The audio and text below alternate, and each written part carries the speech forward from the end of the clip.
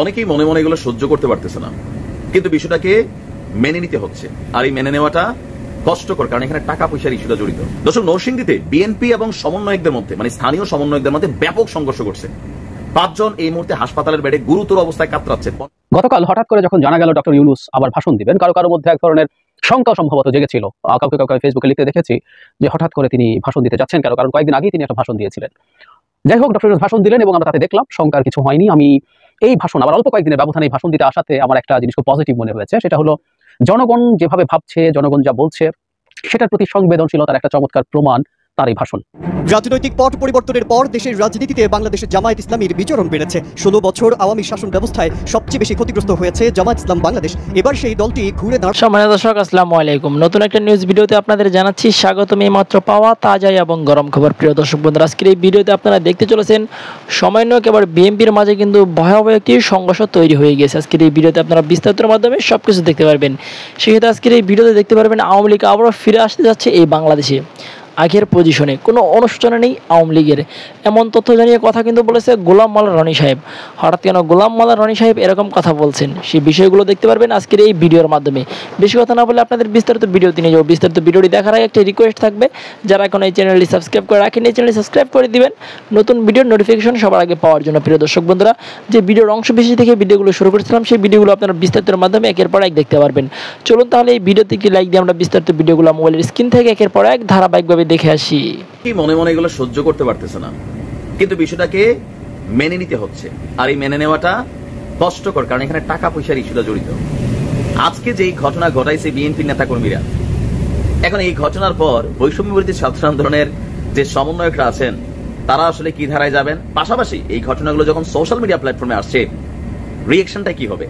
তবে এই জায়গায়, আজকের যে জায়গায়, সেখানে বৈষম্য বিরোধী আন্দোলনের ছাত্রদের অবস্থান ছিল শতভাগ সঠিক, কিন্তু এর বাইরেও বিভিন্ন জায়গায় আবার ছোটখাটো ঝামেলা কিন্তু কথিত সমন্বয়করা পাকায়। মানে এটা কেন্দ্রীয় কমিটির কোনো সমন্বয়ক না, বাট এলাকা ভিত্তিক ভাবে অনেকেই একটু এলাকায় নিজের পজিশন তৈরির জন্য পলিটিক্যাল দলগুলোর সাথে পাঙ্গা নিচ্ছে। এর মধ্যে এখন মাঠে কে আছে?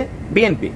দর্শক, নরসিংদীতে বিএনপি এবং সমন্বয়কদের মধ্যে, মানে স্থানীয় সমন্বয়কদের মধ্যে ব্যাপক সংঘর্ষ করছে। 5 জন এই মুহূর্তে হাসপাতালের বেডে গুরুতর অবস্থায় কাতরাচ্ছে। 15 জন জেনারেল চিকিৎসা নিচ্ছে। দুই পক্ষই, বিএনপির নেতা কর্মীরাও এখানে মাইর খেয়েছে, সাধারণ ছাত্রছাত্রী বৈষম্য বিরোধী যারা সমন্বয়ক আছেন তারাও মাইর টের খেয়েছে। ঘটনা হচ্ছে নরসিংদীর পলাশে। হাটবাজার পরিচালনা নিয়ে আপনার আন্দোলনরত যে বৈষম্য বিরোধী ছাত্র আন্দোলনের শিক্ষার্থীরা আছে তাদের সাথে বিএনপির নেতাকর্মীদের ব্যাপক সংঘর্ষ ঘটেছে। আর এতে উভয় পক্ষের 20 জন আহত হয়েছে, 5 জন গুরুতর অবস্থায় পলাশ উপজেলা স্বাস্থ্য কমপ্লেক্সে ভর্তি। আপনার 10 সেপ্টেম্বর রাতে উপজেলার চরসিন্দুর বাজারে এই ঘটনা ঘটেছে। আহত শিক্ষার্থীরা ঢাকা উত্তরা ইউনিভার্সিটির শিক্ষার্থী আছে, পলাশ থানা সেন্ট্রাল কলেজের শিক্ষার্থী আছে, নরসিংদী কলেজের শিক্ষার্থী আছে, পলাশ শিল্পাঞ্চলে কলেজের শিক্ষার্থী আছে, এখানে অনেকে আছে। পুলিশ এবং এলাকাবাসীর বক্তব্য, গত কয়েকদিন ধরে স্থানীয় চরসিন্দুর বাজারে কলার এবং পশুরহাট পরিচালনা নিয়ে এখানে দ্বন্দ্বটা পাকাইছে। বিএনপি নেতাকর্মীরা চাচ্ছে বাজারটাকে কন্ট্রোল করবে, চান্দা নিবে, এর বিভিন্ন জায়গায় নিচ্ছে। এটা প্র্যাকটিক্যাল অবস্থা। আওয়ামী লীগ নাই, বিএনপি নিচ্ছে। আবার বিএনপির দুই গ্রুপও মারামারি করে 15 জন 20 জন আহত আরেক জায়গায় এই অটো স্ট্যান্ড দখল নিয়ে। কারণ ওই যে 5%, আমি বারবারই বলি, যে যত কথাই বলেন, এই 5% কন্ট্রোল করতে হবে বিএনপিকে, তারেক জেরে শেষ করে ফেলতেছে না। আচ্ছা, ঘটনা শুনেন। এলাকাবাসীর বক্তব্য হচ্ছে চরসিন্দুর বাজারের কলার এবং পশুরহাটে এখানে বিএনপির নেতাকর্মীরা চাঁদা তোলার চেষ্টা করতেছিল। এখন এই অভিযোগ যখন বৈষম্য বিরোধী ছাত্র আন্দোলনের শিক্ষার্থীদের কাছে গিয়েছে, তখন তারা সেখানে গিয়ে অবস্থান নেয়। আর এই বাজার নিয়ে গেল কয়েকদিন যাবৎ শিক্ষার্থীদের সাথে ইউনিয়নের বিএনপির নেতাকর্মীদের বিরোধ চলছিল। এরই জের ধরে গত পরশুদিন সাপ্তাহিক হাট চলাকালীন বাজারে শিক্ষার্থীরা অবস্থান নিয়েছিল যেন কোনো চাঁদা সেখানে নেওয়ার সুযোগ না থাকে। পরে সন্ধ্যার পর বিএনপির শতাধিক নেতাকর্মীরা সেখানে অবস্থান নিয়েছে। আর এতে সংঘর্ষ বাধে, দুপক্ষের 20 জন আহত। ঢাকা উত্তরা কলেজের ইউনিভার্সিটির শিক্ষার্থী বলছে, বিএনপির কিছু নেতাকর্মীরা অবৈধভাবে হাট বাজারে চাঁদা তুলতেন, আর আমরা চাঁদা তুলতে বাধা দেই, ফলে বাজারটি চাঁদাবাজ মুক্ত হয়। মঙ্গলবার সাপ্তাহিক হাট চলাকালীন চাঁদা তুলতে না পারায় রাত 8টার দিকে বিএনপির শতাধিক নেতাকর্মী লাঠি সুটা নিয়ে আমাদের উপর হামলা চালায়, এতে আমরা আহত হয়েছি। পলাশ উপজেলা বিএনপির সাধারণ সম্পাদক সাইফুল ইসলাম বলছেন, ঘটনাটি শুনেছি, এলাকার বাইরে থেকে কি কারণে ঘটেছে তা জানতে পারেনি, আপনাদেরকে জানানো হবে। আর ওসি সাহেব বলছেন, সাপ্তাহিক হাট পরিচালনাকে কেন্দ্র করেই দুই পক্ষের মধ্যে এই ঘটনাটা ঘটছে। পুলিশ ঘটনাস্থলে গিয়ে পরিস্থিতি নিয়ন্ত্রণে আনছে। এখন এই নিউজগুলো যখন গণমাধ্যমে আসে, যে নমুনা গেল আগামী কয়েকদিনের মধ্যে বা কয়েক মাসের মধ্যে আওয়ামী লীগেই ফিরে আসতে হবে। কেন? বিএনপি দীর্ঘ 16 বছর ক্ষমতায় নাই, এখন নিজেরাই বিভিন্ন জায়গায় মারামারিতে মামলা হামলায় জড়িত হয়ে গেছে। এই দৃশ্যটা আওয়ামী লীগের মধ্যে ছিল, কারণ একসময় মাঠে বিএনপি ছিল না, জামাত ছিল না, তখন করছে কি আওয়ামী লীগের এক গ্রুপ বনাম আরেক গ্রুপ। এখন এই যে গ্রুপিং গুলা কেন হচ্ছে? অনেক দিনের ক্ষুধা, ব্যবসা নাই, চাকরি নাই, বাকরি নাই, এলাকাতে হাইটা উইটা খাইছে, চোখের সামনে দেখছে আওয়ামী লীগ কোটি কোটি টাকা টেন্ডারের এরকম চাঁদা তুলতেছে, বাজারে পয়সা টসা কামাই ফেলতেছে, হুন্ডা চড়তেছে, ইলিশ মাছ খাচ্ছে, গলদা চিংড়ি খাচ্ছে। এখন ইটস টাইম, ইলিশ মাছের সিজন ভালো, ভারত ইলিশ রপ্তানি বন্ধ, কিছু খাইতে হবে। এই যে খাওয়া খাওয়ির খেলা যতক্ষণ বন্ধ না হবে ততক্ষণ আসলে এই ঝামেলাগুলো পাকাবে। এখন এটা নিয়ে বৈষম্যবিরোধী ছাত্র আন্দোলন কি নির্দেশনা দেয় সেটা হচ্ছে বড় কথা। তবে বিএনপির 5% কর্মী, সবসময় বলি টোকাই টাইপের আছে, আওয়ামী লীগও ছিল, এরা দল নষ্ট করে। আর এরা প্রত্যেকে স্থানীয়, দেখবেন ভালো ভালো এক এক নেতা হাজি টাজি, এদের আশেপাশে দিয়ে লুটেরা থাকে। এলাকার ভদ্র বিএনপির কিছু বলতে পারে না, বাট বলা উচিত। ভালো থাকে। রাজনৈতিক পট পরিবর্তনের পর দেশের রাজনীতিতে বাংলাদেশের জামায়াত ইসলামীর বিচরণ বেড়েছে। 16 বছর আওয়ামী শাসন ব্যবস্থায় সবচেয়ে বেশি ক্ষতিগ্রস্ত হয়েছে জামায়াত ইসলাম বাংলাদেশ। এবার সেই দলটি ঘুরে দাঁড়ানোর চেষ্টা করে যাচ্ছে। বৈষম্য বিরোধী ছাত্র আন্দোলনে হতাহতদের পরিবারের পাশে দাঁড়িয়েছে দলটি। বন্যায় মানবিক সহায়তা নিয়ে বন্যার্তদের পাশে ছিল বাংলাদেশ জামায়াত ইসলাম। ছাত্র আন্দোলনে সরকার পতনের ফসল ঘরে তোলার অবিরাম চেষ্টায় দলটি। ছাত্র জনতার অভ্যুত্থানে শেখ হাসিনা সরকারের পতনের পর থেকেই দেশব্যাপী নানা কর্মসূচি দিয়ে চষে বেরিয়েছেন জামায়াত নেতারা। এদিকে জামায়াত ইসলামী বৃহত্তর রাজনৈতিক ঐক্যের লক্ষ্যেও কাজ করে যাচ্ছে।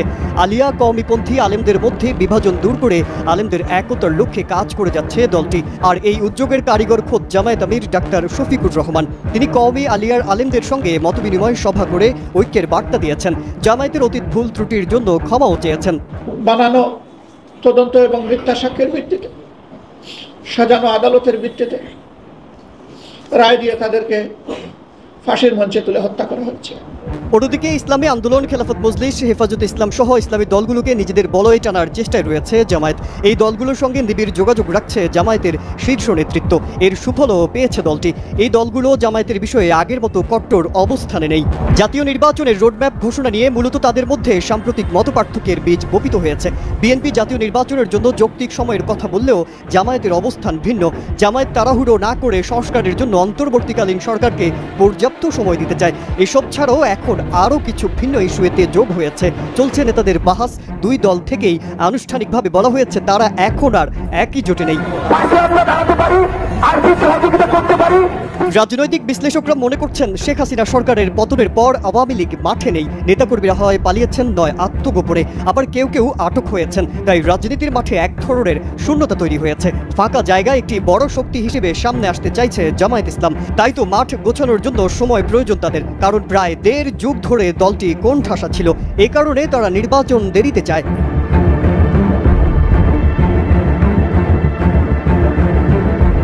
জামায়াত আমির ডাক্তার শফিকুর রহমান জানিয়েছেন, বিএনপি নির্বাচনের জন্য তোড়জোড় করছে, যেটাকে এ মুহূর্তে আমরা প্রাধান্য দিচ্ছি না। এ সময় জাতির ক্রাইসিস চলছে, বিভিন্ন জেলা বন্যার কবলে পড়েছে। এটিকেই আমরা এ মুহূর্তে রাজনীতি হিসেবে দেখছি। আমরা মনে করি এই বিষয়গুলো সমাধান না করে নির্বাচনের কথা বলা যৌক্তিক নয়। তাই আমরা নির্বাচন নিয়ে কথা বলছি না। জামায়াতের নির্বাচন দেরিতে যাওয়ার মধ্যে বৈষম্য বিরোধী ছাত্র আন্দোলন যদি নতুন রাজনৈতিক দল গঠন করে তাহলে আরও চাপের মুখে পড়বে বিএনপি। নির্বাচন যত দেরিতে হবে বিএনপি তত চাপে পড়বে, আর জামায়াত তত সুবিধাজনক অবস্থানে যাবে। আর বৈষম্য বিরোধী ছাত্র আন্দোলনের বিহীন বাংলাদেশে আমরা প্রায় 1 মাসের অধিক সময় ধরে আছি। বাংলাদেশে শেখ হাসিনা নেই, বাংলাদেশে আওয়ামী লীগের শাসন নেই, ছাত্রলীগ নেই, যুবলীগ নেই, চারিদিকে কেমন যেন একটা নিশ্চিম নীরবতা। এবং এই নীরবতার যে নেতিবাচক প্রতিক্রিয়া, এটি আমাদের এই সমাজে শুরু হয়ে গিয়েছে।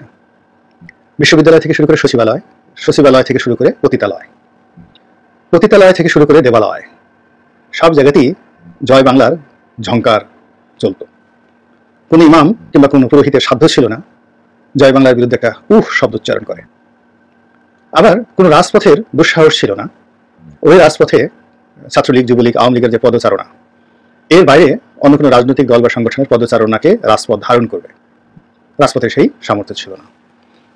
কোকিল জয় বাংলা সুরে কু কু শব্দ করত, টিয়া পাখি, ময়না পাখি, শালিক পাখি থেকে শুরু করে রাস্তার যে নেড়ি কুত্তাগুলো, সেগুলো আওয়ামী লীগের মন মেজাজ বুঝে শব্দ করতো। অর্থাৎ কুকুরও আওয়ামী লীগের মন মেজাজ বুঝে ঘেউ ঘেউ করতো, এর আগে তারা করতো না। তো সেই আওয়ামী লীগের সেই যে মোহনবাসীর সুর, সেই সুর এখন আর নেই।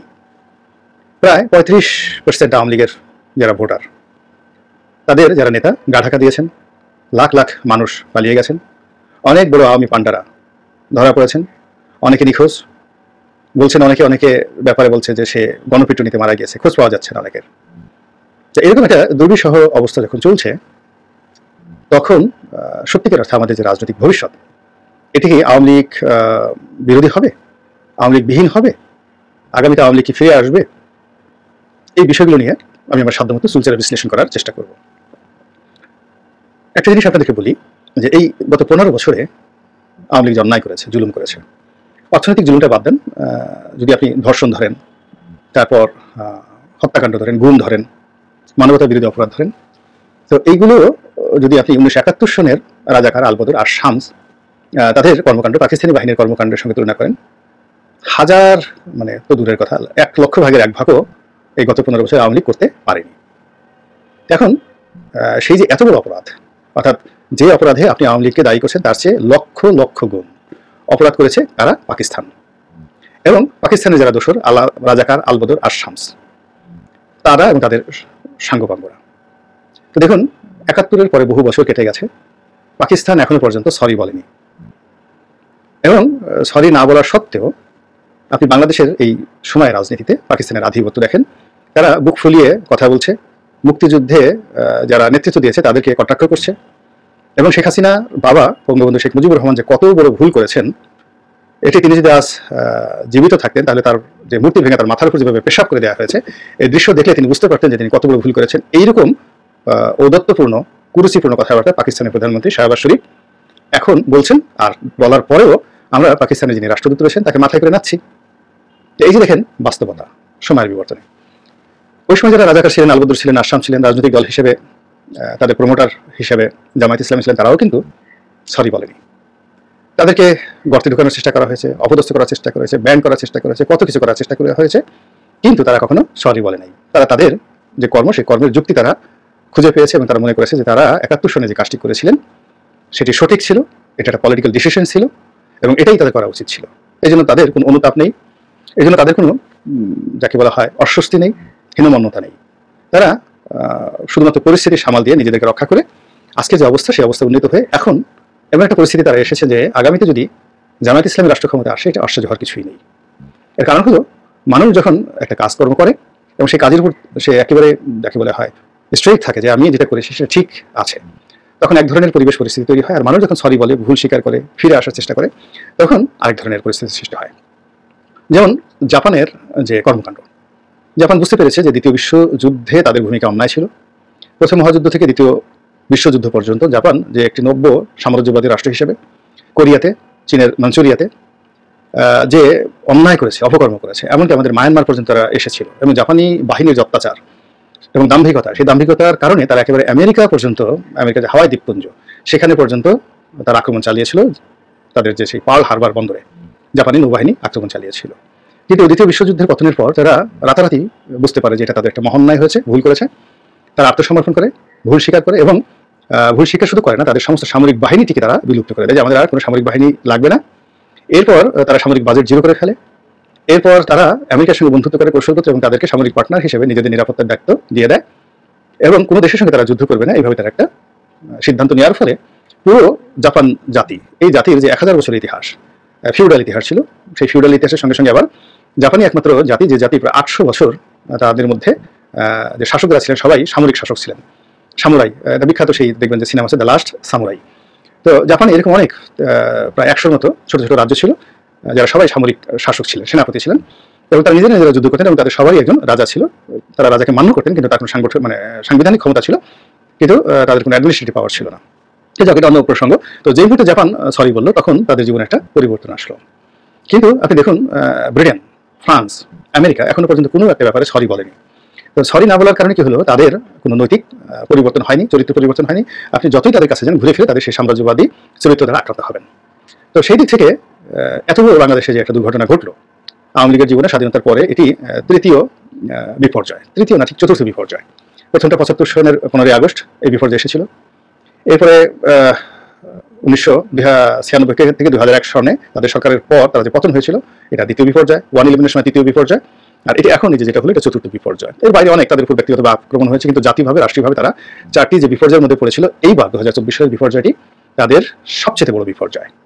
অধিকন্তু এই গত 15 বছরে তারা যে অপকর্ম করেছে, তারা যে কয়বারই রাষ্ট্র ক্ষমতায় এসেছে তাদের সারা জীবনে এই সিটে ফোটা অপরাধও কিন্তু তারা করতে পারেনি। বঙ্গবন্ধুর জামানাতে এটা হয়নি, আওয়ামী লীগের অতীতের শাসনামলে এটা হয়নি, গত 15 বছরে যেটা হয়েছে।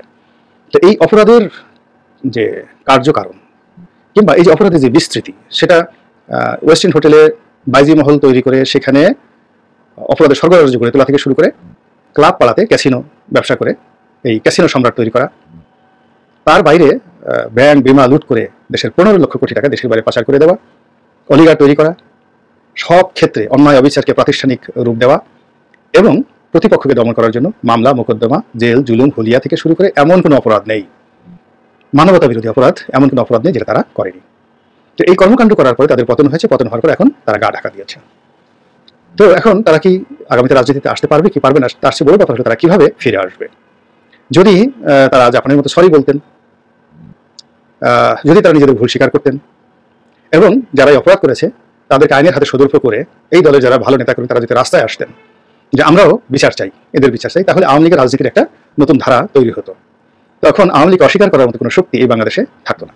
কিন্তু যতক্ষণ পর্যন্ত তারা শেখ পরিবারকে, শেখ হাসিনাকে, তারপরে তার আমলাতন্ত্রকে, সারা বাংলাদেশের চাঁদাবাজ ছাত্রলীগ যুবলীগ তাদের সমস্ত কর্মকাণ্ডকে ওন করবে, সারা বাংলাদেশের 35 ভাগ ভোটার যারা আওয়ামী লীগ করেন তারা ওন করবে, ততদিন পর্যন্ত আমাদের জন্য একটা থ্রেট থেকে যায় যে তারা ফিরে যদি আসে, ফিরে তো অবশ্যই আসবে, তারা যদি ফিরে আসে তাহলে এই যে তাদের যে ক্রোধ এই সময়টিতে তারা জন্মায় এবং অপকর্ম করেছে সেইগুলো বহু বহু গুণ প্রতিহিংসা নিয়ে, জুলুম নিয়ে, অত্যাচার নিয়ে এবং আরও মন্দ দৃষ্টান্ত নিয়ে এই জাতির উপর চেপে বসবে এবং তাদের প্রতিপক্ষের জন্য, বিএনপি জামাতের জন্য আজরাইল হিসেবে তারা আগামী দিনে আসবে।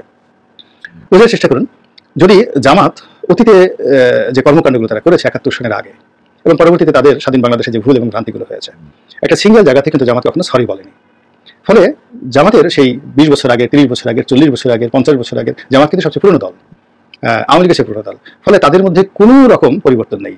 আপনি ফান্ডামেন্টাল বলেন, আপনি র্যাডিক্যাল বলেন, আপনি লজিক্যাল বলেন, যা বলেন এখনো জামাত 47 সনে যেমন ছিল এখনো জামাত তদ্রুপ আছে। 43 সনে জামাত যে পর্যায়ে ছিল 2023 সনে জামাত সেই পর্যায়ে আছে, বিকজ তারা তো কখনো সরি বলেনি, নিজেদেরকে মনেই করেনি যে তাদের কোনো কিছু অন্যায় হয়েছে বা তাদের কোনো কিছু পরিবর্তন বা পরিবর্তন করা দরকার। তাদের নেতা নির্বাচন, তাদের রাজনৈতিক কর্মকাণ্ড, তাদের বিশ্বাস, ধর্মীয় বিশ্বাস, অনুভূতি এবং সব কিছু তারা মনে করছেন যে আবুল আলাম মুহদ্দিদ সাহেব যেভাবে করে গেছেন, বলে গেছেন একেবারে পারফেক্টলি স্টিল এটা বাংলাদেশে এখন পর্যন্ত প্রযোজ্য।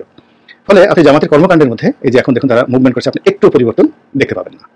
একইভাবে বিএনপির কথা বলি, বিএনপির জীবনে সেই 11 দুর্বিষহ হয়ে আসে এবং বিএনপির শেষ জমানা 2001 থেকে 2006 সন পর্যন্ত সেই সময়টাতে তাদের বিরুদ্ধে যে অভিযোগ, সেই অভিযোগগুলো নিয়ে 2007 থেকে আজ অবধি বিএনপির নেতাকর্মীরা কেউ বলেনি যে এটা ভুল হয়েছে, অন্যায় হয়েছে, জুলুম হয়েছে এবং এই কাজগুলো ভবিষ্যতে করা যাবে না এবং এই কাজ যারা করেছে তাদের কারোর সঙ্গে বিএনপির কোনো সম্পর্ক নেই, এই কথাগুলো বলেনি।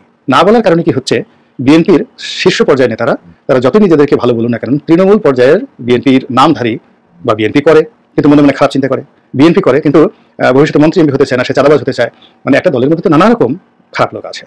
তো সেই মানুষগুলো বিএনপির মধ্যে যারা বিএনপির নাম বিক্রি করে, বিএনপি দল করে কিন্তু মনে মনে তারা খারাপ চিন্তা করে, সেই মানুষগুলো এই গত 1 মাসে কি কর্মকাণ্ড করেছে, এই কর্মকাণ্ড তারা করেছে যার দায় বিএনপিকে নিতে হচ্ছে। একমাত্র কারণ হলো বিএনপি এখনো পর্যন্ত তাদের অতীতের ভুলগুলো স্বীকার করেনি এবং সেই ভুলের যে সমস্ত খারাপ লোক আছে তাদেরকে বিচারের আওতায় বিএনপি আনেনি, তারা এখনো বহাল তবিয়তে আছে। ফলে কি হচ্ছে, বিএনপির যে শ্রেণী সেই শ্রেণীর পরিবর্তন হয়নি। ফলে বিএনপির মতো রাজনীতি করছে, এর বাইরে জামাত বলে ফেলছে যে এক জালেমের পরিবর্তে যদি আরেক জালেম আসে তাহলে আমাদের কি। তো এই যে দেখেন যে মানুষ যার যার অবস্থানে যদি একটি কনজারভেটিভ থাকে এবং নিজেকে যদি সে মডিফাই করতে না পারে, নিজেকে যদি সে সংস্কার করতে না পারে, তাহলে তার দ্বারা ভবিষ্যতে কখনো কেউ নিরাপদ থাকতে পারে না। তো এখন আওয়ামী লীগ নিয়ে একই অবস্থা। আওয়ামী লীগ 75 যে ভুল করেছে সে কখনোই বলেনি যে সে ভুল করেছে, বাকশালকে কখনো সে বলেনি যে বাকশাল আমাদের ভুল হয়েছে। ফলে তার যে ফ্যাসিবাদী চরিত্র এটি ডে বাই ডে কত ভয়ঙ্কর হয়ে পড়েছে, যেটা শেখ হাসিনার মাধ্যমে আমরা সেটা দেখতে পেয়েছি। কথাগুলো বললাম এই কারণে যে আওয়ামী লীগের অনেক নেতাকর্মীর সঙ্গে কথা হয়, দেখা হয়, তো তাদের মধ্যে এখনো বিশ্বাস যে শেখ হাসিনা আবার আসবে, আওয়ামী লীগ আবার ক্ষমতায় আসবে এবং এটা সাময়িক, এই বিপদগুলো সব সাময়িক এবং তারা তাদের কোনো কর্মকাণ্ডের জন্য দায়ী করে না নিজেদেরকে। তারা মনে করে যে তারা সঠিকই ছিল, শেখ হাসিনা যে উন্নয়ন করেছে, কিয়ামত পর্যন্ত তার এই দেশে ক্ষমতায় থাকা দরকার, এই সমস্ত কথাবার্তা তারা বিশ্বাস করে এবং বিশ্বাস করার ফলে আল্লাহ না করুক বা আল্লাহ ভালো জানেন, আল্লাহ করুক, আমি আল্লাহর ব্যাপারটা কিন্তু কিছু বলতে পারেন, আল্লাহই উত্তম সিদ্ধান্ত গ্রহণকারী। আগামীতে যদি যে কোনো স্রোতে, সেটা আগামীকাল হতে পারে, আগামী বছর হতে পারে, আগামী 10 বছর পরে হতে পারে, 20 বছর পরে হতে পারে, কিন্তু তারা ফিরে আসবেই এবং তারা যদি তওবা না করে এবং ভুল স্বীকার না করে তাহলে তাদের সেই ফিরে আসাটা আমাদের অনেকের জন্য বিভীষিকাময় হয়ে পড়বে। আল্লাহ আমাদের সবাইকে হেদায়েত দান করুন, হেফাজত করুন। প্রিয় দেশবাসী, শুরু থেকে শেষ পর্যন্ত যারা এই ভিডিওটি দেখেছেন সকলকে জানাই অসংখ্য অসংখ্য ধন্যবাদ। যারা এরকম নিউজ ভিডিও পেতে পছন্দ করেন তারা অবশ্যই এই চ্যানেলটি সাবস্ক্রাইব করে পাশে থাকা বেল আইকনটি বাজিয়ে দিবেন। যারা এখনো এই ভিডিওটি শেয়ার করেননি, এই ভিডিওটি দ্রুত শেয়ার করে সকলকে দেখার সুযোগ করে দিন। আজকের মতন এই পর্যন্ত, দেখা হচ্ছে পরবর্তী কোনো ভিডিও নিয়ে ইনশাল্লাহ।